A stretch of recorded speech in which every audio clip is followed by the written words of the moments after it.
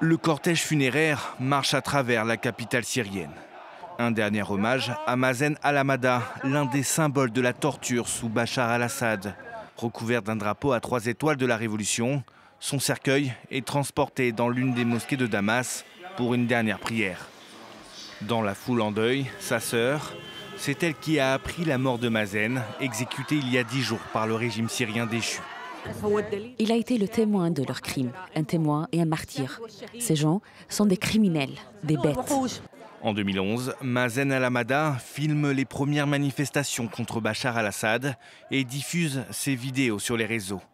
Rattrapé par la répression, le Syrien est emprisonné en mars 2012 et connaîtra les pires tortures du régime avant d'être libéré en septembre 2013.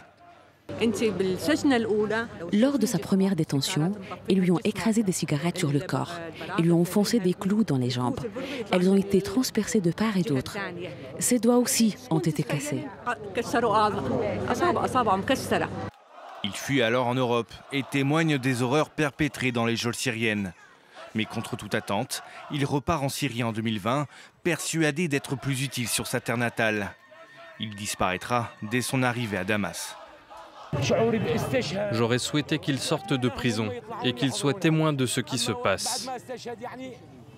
Selon l'Observatoire syrien des droits de l'homme, environ 60 000 personnes sont mortes depuis 2011 sous la torture ou à cause des conditions de détention dans les prisons de Bachar al-Assad.